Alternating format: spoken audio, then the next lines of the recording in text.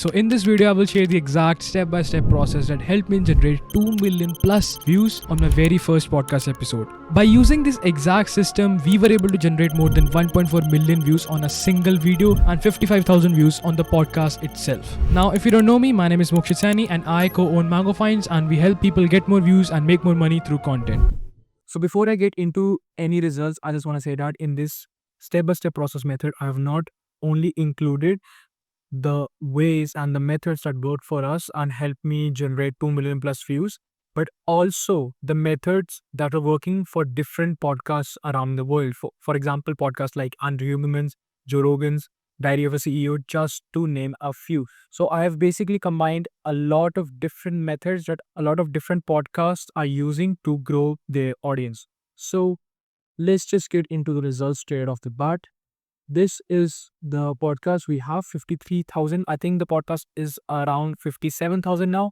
We have views like 75k, 200,000, 1.4 million, 300k. The list just goes on. And we applied these same principles that we used on our podcast to one of our clients, and we scaled their YouTube channel from doing 0 views a month to now doing 100k views a month. As you can see here, this last 28 days, 97,000. And fun fact about them, they never faced a camera before, so they were pretty shy. We had to help them overcome the shyness of camera, and podcast was a big help.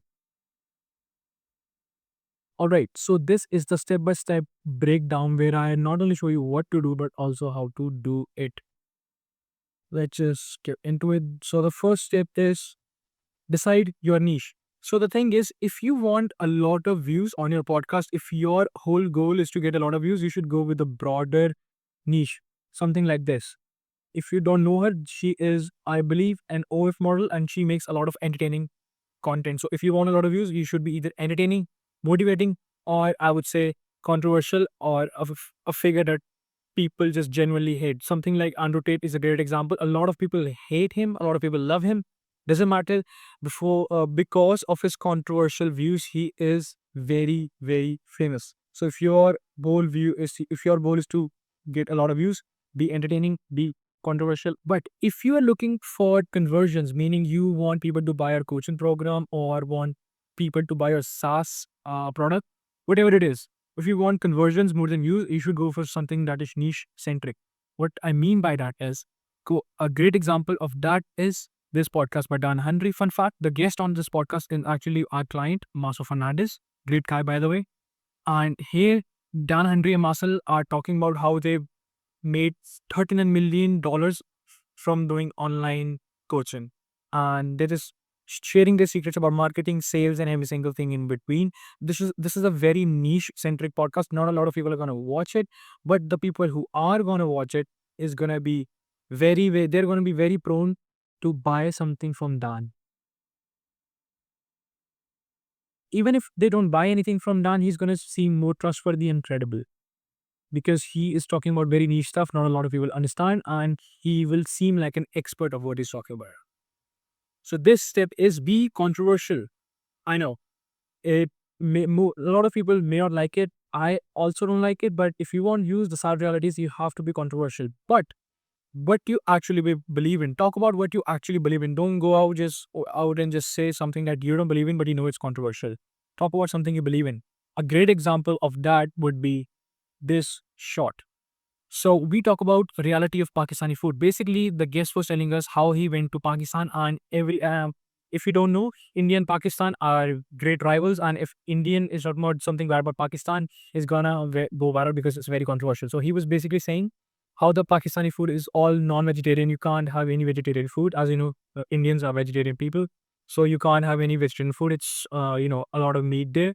We were talking about that. And people were actually fighting over the fact that Pakistan has or does not have vegetarian food. Not with us, but actually among themselves. So yeah, be controversial. You're gonna get a lot of traction, a lot of comments, which is in turn going to boost your views. All right. So this next step is so crucial. It can either break your podcast or it can make it. So it is one of the most important steps. Every single step is important, but this is, emphasis on it. It is know your target audience. If you know what your goal is, first of all, before knowing your target audience, you must know what your goal is. Then you understand what the target audience likes, what they don't like, what they want to hear about, and how to press the right buttons. Basically, how to trigger them into doing something. It could be buying your program, it could be even hating on you, because if people hate you, they're going to comment. If they comment, you get a lot of views. So, whatever it might be, if you know your target audience, if you basically know what kind of people you are targeting, you would know what to say, how to say, and when to say it. And a little tip is ask relevant and open ended questions. If, let's say, for an example, with our podcast, we had a guest who was a seasoned travel YouTuber vlogger. If I would have asked him if he likes coffee or not, it would have been a very dumb question, which is not relevant and which is not an open-ended question. What open-ended means is a question which can be easily answered by a yes or no is not an open-ended question, because the person who is answering the question cannot insert his views, his beliefs into it. So don't ask it. Okay, so the next step is guest selection. So if you want a guest on a podcast, they should either be famous, meaning they have an audience to begin with, which is going to help you, get their audience as your viewer. Plus, they're going to be comfortable in front of a camera, which just boosts your chances of going viral. Second, a value provider. If you're doing a niche podcast, bring on somebody who knows what they're talking about. Don't bring somebody who's just, has knowledge of the craft and not actually has done it. Bring on somebody who's actually done it, they know what they're talking about, and they actually provide value to your podcast. You can reach out to people, don't just bring anyone. If you just DM people, email them, and reach out to people, hey, can you be on my podcast? You will be surprised on how many people are gonna say yes. All right, so this is one of the most overlooked steps. The next step is so overlooked. I was surprised. I was talking to some podcast hosts just the other day, and they were telling me that they didn't think that this step was important, and it baffled me so much. And this step is thumbnails.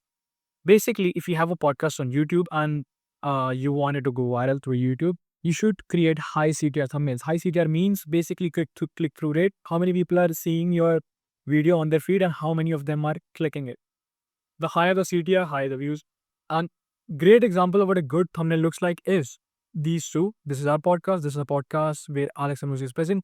I don't know the name. I think it's something like Coffee. I don't remember, honestly. So in this podcast, as you can see, the text on the thumbnail and the title complements each other. It is so crucial that they complement each other. And again, in this, it's effing easy number one strategy that will print billionaires in 2025.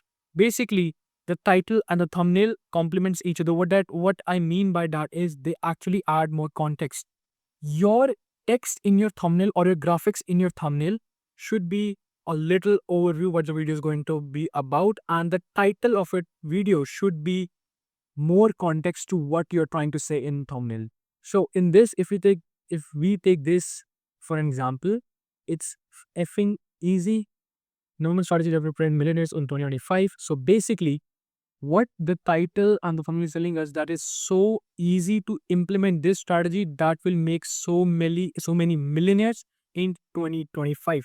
And another great tip to look for when creating a great thumbnail is of course researching about what others are doing and how you can implement the same principles, but also make sure the text on your thumbnail is less than 4 words.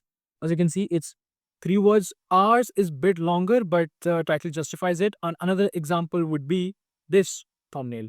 Just 2 words, just the name. That's it. And the title actually complements it.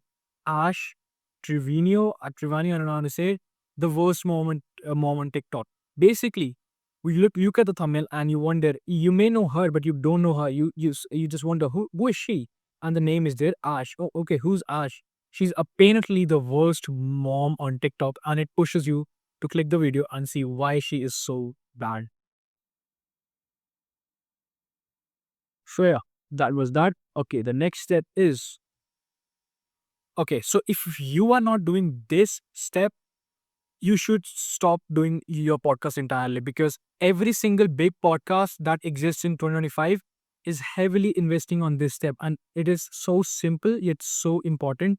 It is basically extracting short form content from your podcast. 90% of all podcast discovery is done through short form content. So you should be creating as much shorts as you can, as much reels as you can from your video podcast. And if you have any doubt if this method works or not, ask yourself who's the biggest podcaster you know, and ask yourself how many short form clips have you seen of them on the internet. You'll get your answer.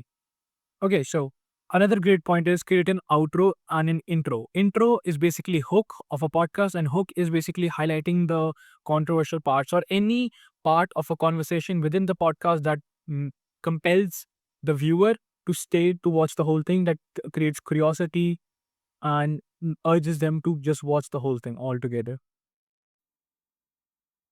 Extract clips which follow the body hook body CTA structure. Basically, short form content should follow the structure of hook body CTA. Hook is how you hook the audience and make them stop scrolling. Body is giving context to the hook. CTA is basically telling them, CTA is call to action, telling them go watch my podcast on my YouTube channel or wherever you have it.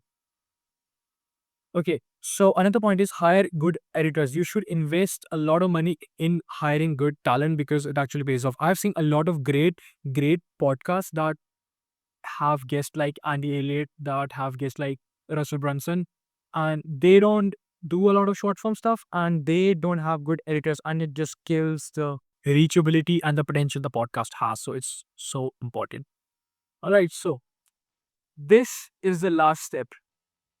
It doesn't matter how good you did on the previous steps that I just showed you. Doesn't matter how great your thumbnails were, how great your short form content were, how great your questions were, how famous your guest was. All of this doesn't matter if you don't follow and if you don't execute this step correctly. You can just do everything else to the 100% of your ability, and if you mess up on this step, it won't matter. Your podcast will not get as many views as it could have. But if you had done like 50% here, 50% here, 50% here, but you have done like 109% here, you'll get more views than you could ever think. It is distribution. Distribution means optimizing your podcast for each platform. What I mean by that is, I'll show you exactly what I mean in just a second. Distribution is so important. Distribution is basically making sure that your podcast gets as many eyes as it can. This is the exact distribution setup or process that you should follow, that podcasts like ours, podcasts like Andrew Huberman's, Joe Rogan's, and any other big podcasts are doing actively as of right now. So this is the distribution system. On Instagram, you're gonna have to do video reels, which is short form content. Quotes is basically taking hooks from the short form content and works and converting it into text. Carousels is basically taking a quote and putting it on a picture. A great example of that is CEO of a Diary of a CEO, sorry. And here you go. This is how sugar is quietly destroying your metabolism. You see this quote and you see this quote. This is a great hook and this is a carousel. Carousel is multiple pictures in one, not in one line. It's like swipeable thing. So yeah, this is a great hook and this is another form of distribution. Basically, you have converted your podcast into picture. And this is very new. Not a lot of people are doing it, so you should follow it. Multi-posting. Multi-posting is basically, okay, so you may have seen David Goggins or any other motivation kind of guy on some motivational page talking about anything, it's any motivational kind of thing. And you must have seen those edits like hard funk videos, and they're pumping you to go out and run and be fit and take control of your life. Basically, those motivational pages are called theme pages. And if you distributed podcasts through them, basically you upload your short form content on their page, you're gonna get a lot of traffic from it. Let's say if you're talking about something about food, go to a theme page that is about food and post it there, approach them. And if you're talking about something motivational, which is very, very prone to go viral very easily, go to a motivational theme page and ask them to post your video. Okay, so it's very, very a new thing. Not a lot of people are doing it. And if you implement this, you're going to get a lot of traffic. Okay, so the X is the Twitter, basically. Text from pod. Text from pod would be something like this. This is how sugar is quietly killing you. This from metabolism and go on. And at the end you say go watch the whole podcast on there, like on YouTube. Quotes is similar. And stories is very interesting. So stories, let's say for our podcast, for an example, the guest we had we a great example of that would be the guest we had, as I told you, a YouTuber who goes to a lot of countries and blogs. Here's a text a medium length text we would have put on Twitter. I was kidnapped by terrorists in Burkina Faso. Burkina Faso is African country, and I almost lost my life. And the story just goes on about the experience. At the end, you say, watch the full podcast if you want to hear more about the story on the YouTube channel. So you are basically telling people an experience from the guest life and compelling people to watch the podcast if they want to hear more about it. TikTok is same, short form videos, nothing new there. Threads is basically the same. Okay. So Facebook is also the same. YouTube is basically where you post the podcast itself and you post the long form snippets. Long form snippets is basically, let's say we are talking about travel and we have a portion where we are talking about, let's say Taliban, we're talking about Taliban, and we take out a 15-minute clip, we post it on YouTube as a whole video in itself, and it's a long form video, it's 15 minute plus. We do the thumbnail, we do everything, and we're talking about only Taliban. So it basically makes sure that people who may not be interested in what we have to say in the rest of the podcast, but they may be interested in one particular point that we said in the podcast, they also come and watch the thing. Shorts is basically short-term content. Okay, rehashing. Rehashing is something that people like Mr. Beast, which Iman Gadzi, and a lot of big YouTubers and creators are doing. Rehashing is basically changing a thumbnail every 2 to 4 weeks. Why? When you do that, the YouTube algorithm pushes your videos further. A. B. When you do another thumbnail from a different from a different context approach, people who maybe not be interested in your podcast before because you put something which does not intrigue them in the thumbnail. Now, if you put something that does intrigue them, they're going to come and watch your podcast. So you're basically expanding your bandwidth of viewers. So yeah, that's about it. I'm going to make the next video about...